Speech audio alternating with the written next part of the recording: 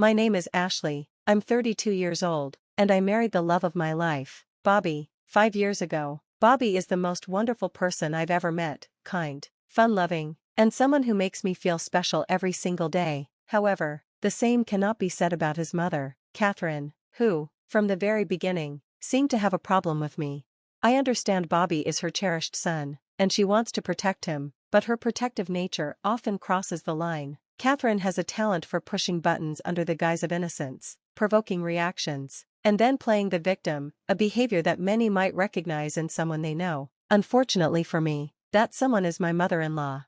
I was raised to value directness and open communication, traits that stood in stark contrast to Catherine's approach. These qualities of mine were what attracted Bobby to me. He's gentler and more reserved, a perfect complement to my outspoken nature. They say opposites attract, and in our case, it's true. My background in life coaching has given me insight into human behavior, and it's clear to me that Catherine, despite her claims, does not always act with good intentions.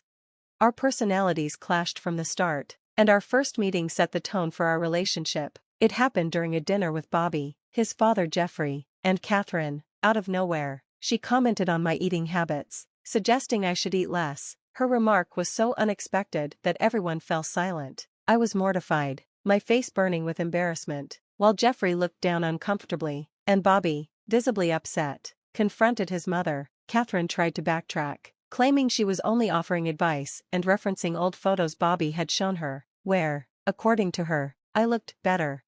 Despite my instincts to address the comment directly, I held back, not wanting to make a scene at my first meeting with Bobby's family. Instead, I forced a polite smile and thanked her, burying my frustration. I wanted so badly to make a good impression, but the encounter left me shaken.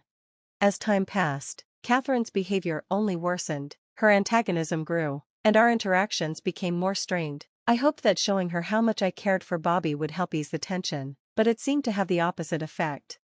On the bright side, my relationship with Bobby's father, Jeffrey, blossomed. He was kind and welcoming, and it was clear Bobby had inherited his gentle nature. Bobby's extended family and friends, including his lifelong buddy Wayne, also embraced me warmly. I felt supported by everyone, except Catherine. Her efforts to undermine me peaked during our wedding planning. She insisted on controlling every detail, from my hairstyle to my dress, even suggesting I mimic her own bridal look from years ago. When I politely declined, she outright insulted me in front of my bridal party, calling me ugly. Though she quickly tried to backtrack, the damage was done. Jeffrey, thankfully, stepped in to put an end to her outbursts, but the sting of her words lingered. Her attempts to overshadow the day didn't succeed, thanks to the love and support of Bobby's family and friends. Still, the emotional toll of her actions weighed heavily on me. Over time, her negativity began to drain my vibrant energy, and I realized something had to change. Fast forward to today, 5 years into our marriage, and we found ourselves back at Bobby's childhood home for a Sunday dinner. Catherine had invited us, along with Bobby's childhood friend Wayne, hinting at an important announcement, though I was skeptical of her motives. What unfolded that evening was truly unexpected. The evening took an unexpected turn when Catherine, with a theatrical flourish, announced her big news. She had planned a family trip to Florida for her upcoming birthday and waved a confirmation letter triumphantly. Excitement rippled through the room, with Bobby's face lighting up at the mention of Florida, a place he'd always dreamed of visiting. "That's incredible," he exclaimed, his enthusiasm mirrored by the others around the table. Gratitude filled the air as everyone celebrated Catherine's generous gesture. But just as the mood reached its peak, Catherine turned to me with a blunt, chilling statement. "Oh, actually, you're not coming." The words hung in the air, the room falling silent as confusion spread across every face. Bobby, visibly taken aback, demanded clarification, his voice a mix of disbelief and anger. "What do you mean she's not coming? That can't be right." It quickly came to light that Catherine had deliberately cancelled my ticket, claiming it was due to last-minute arrangements and a desire to avoid extra charges. My heart sank as the realization hit. My presence had been planned for, and then just as easily erased, without a single word to me. Tension bubbled over as the others voiced their outrage. Wayne and I sat quietly, observing the growing chaos as Catherine's reasoning was pressed for. Finally, under the weight of everyone's demands, she revealed her true motive. She wanted to spend her later years surrounded by those she felt closest to. "You just don't make that list," she stated coldly, her words cutting through me like a blade. The room erupted. Bobby, furious, demanded an explanation for her blatant exclusion, while Catherine weakly tried to justify herself. Wayne is like family, she argued, pointing to him as an example of someone she deemed precious and cherished. Her logic was as insulting as it was flawed. Bobby wasted no time in calling her out. Wayne isn't even blood related, yet he's on the list? And Ashley, my wife, isn't? His voice trembled with anger and disbelief. How can you say she's not part of this family? She's my wife, Mom. That makes her family, whether you like it or not. Catherine's dismissive smile faltered as Bobby's words struck a nerve. Her attempt to justify her favoritism only deepened the divide. I couldn't stay silent any longer. No, I said firmly, my voice cutting through the noise. All eyes turned to me, Catherine's included. Her smugness disappeared, replaced by a flicker of unease. This isn't about family or last-minute arrangements, I continued. This is about respect, or your complete lack of it. I may not have been part of your life for as long as Wayne, but I am your son's wife. That should mean something, and I refuse to let you diminish that any longer. The room was still, the tension palpable as my words sank in. Bobby reached for my hand, his grip reassuring as he stood by my side. Catherine, for the first time, seemed genuinely at a loss for how to respond. In that moment, the dynamics of the room shifted, and the cracks in Catherine's facade began to show. I laid bare the truth of the past 5 years, the blatant dislike Catherine harbored for me, her unbearable behavior, and her narcissistic tendencies. It was evident to everyone, not just me. When Catherine attempted to silence me with a thinly veiled threat to watch my words, it only fueled my resolve. I declared my intention to leave a place that had become a battleground rather than a home, but before stepping away, I turned to Bobby, my husband, and reaffirmed how much he meant to me despite everything. I urged him to join the family trip to Florida, acknowledging the complicated bond he shared with his mother, driven by love despite her flaws. Facing Catherine directly, I laid out an undeniable truth. Her efforts to push me away would never succeed. My love for her son tethered me to this family, regardless of whether she accepted it. When I accused her of an unhealthy obsession with undermining me, her expression faltered. It was a nerve struck too precisely to ignore. I called out her relentless attempts to diminish me, despite my consistent kindness and patience. My parting words were a declaration of resilience and independence. While Catherine might have decided I wasn't part of the family and didn't belong in Florida, I affirmed my unwavering place in Bobby's life and, by extension, in the family. I promised to remain steadfast for Bobby, Jeffrey, and even Wayne, drawing a clear and unyielding line with Catherine.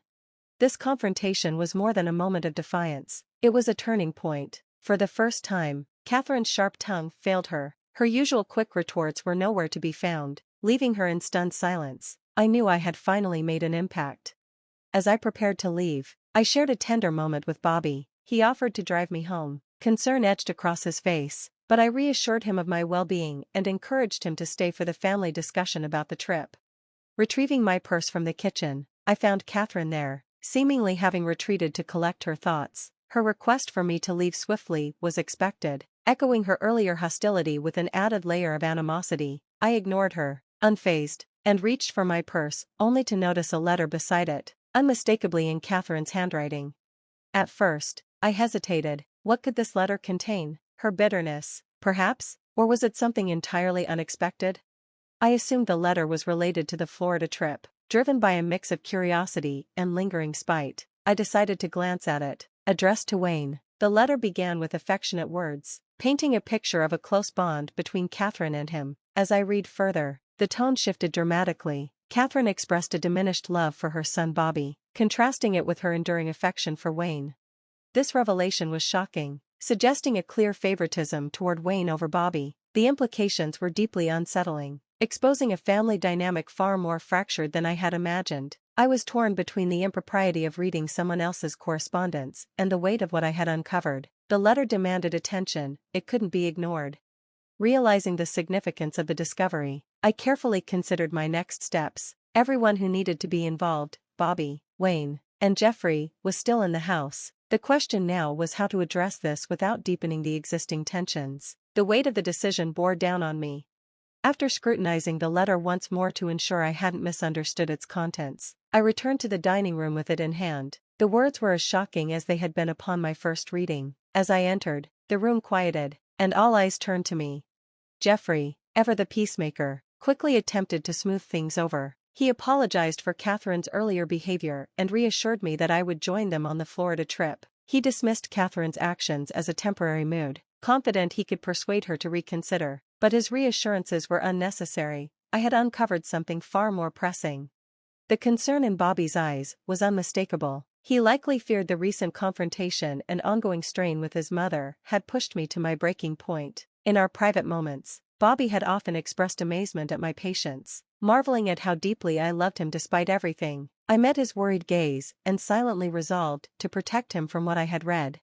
When I inquired about Catherine's whereabouts, Jeffrey explained she had retreated to nurse a headache, likely a result of our earlier confrontation. While her tendency to prioritize herself was a familiar annoyance, this time, her absence felt like an obstacle. What I had to share required her presence. Yet the urgency of the situation and the encouragement of those present pushed me to proceed without her.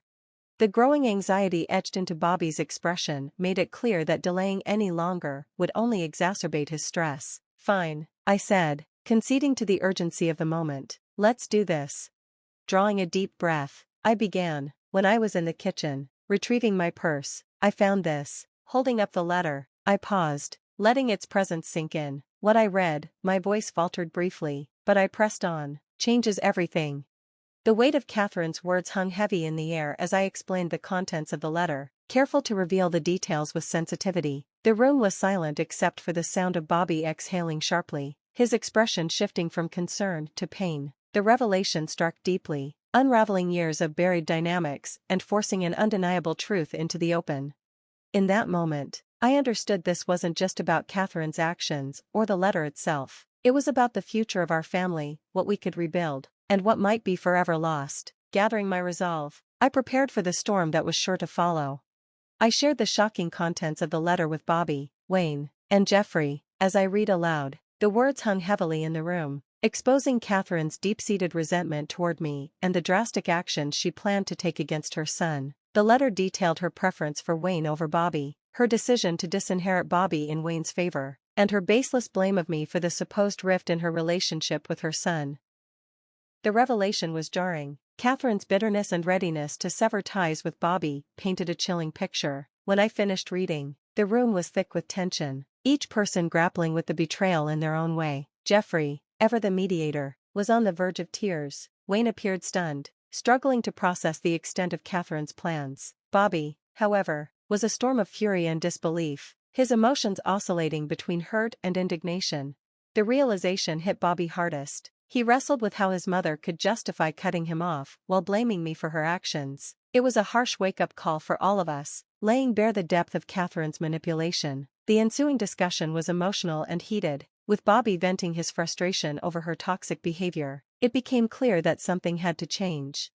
3 weeks passed after this revelation, leading up to the much-anticipated Florida trip. Unbeknownst to Catherine, a plan had been set in motion, a direct response to her divisive actions. On the morning of the trip, Catherine found a letter from Jeffrey by her bedside. The note, written in a tone of normalcy, instructed her to meet the family at the airport and suggested that all was proceeding as planned. Eager to begin the trip, Catherine hurried to the airport, unaware of the seismic shift in family dynamics caused by her letter. At the airport, her frantic search for her family was a physical manifestation of the confusion and isolation her actions had sown. Assuming they were already aboard the plane, she boarded, clinging to the hope of reuniting with them in Florida. After a long journey, Catherine eagerly called Jeffrey, ready to celebrate together. Instead, Jeffrey revealed the truth: they hadn't gone to Florida at all. The family was still at home, gathered together, a unified front against the discord she had tried to create. Her confusion turned to shock as Jeffrey explained the change of plans. He confronted her about the letter, exposing her attempts to cut Bobby out of her will and the unjustified animosity toward me. Catherine's denials and excuses were dismissed by the family, who collectively made it clear that her actions had irreparably damaged their trust. The confrontation reached its peak when the family unanimously decided to leave Catherine to her own devices. Even on her birthday, her divisive behavior had led to her isolation. They hoped her time alone in Florida would prompt reflection on the gravity of her actions. The family's solidarity in the face of Catherine's betrayal underscored the strength of their bond. Bobby, Jeffrey, Wayne, and I stood firm, valuing respect and forgiveness while holding her accountable for the pain she had caused. Catherine's realization of her solitude marked a rare moment of vulnerability. In a desperate attempt to reconcile, she reached out to Geoffrey, seeking his company. However, he remained resolute, emphasizing that any return to the family required a serious discussion about boundaries and a genuine change in her behavior. Bobby, too, made his position clear. Any future relationship with his mother depended on her willingness to truly change. He set firm boundaries, warning that further disrespect would result in permanent estrangement. Wayne, recognizing his role in enabling her behavior through kindness, withdrew, further isolating her. Despite Catherine's pleas for me to mediate, I maintained that mending her relationships was her responsibility alone. As time has passed, she has worked to repair the damage, though regaining trust and respect has proven to be an uphill battle. The hope remains that Catherine will learn from this experience, understanding the value of family and the far-reaching consequences of her actions.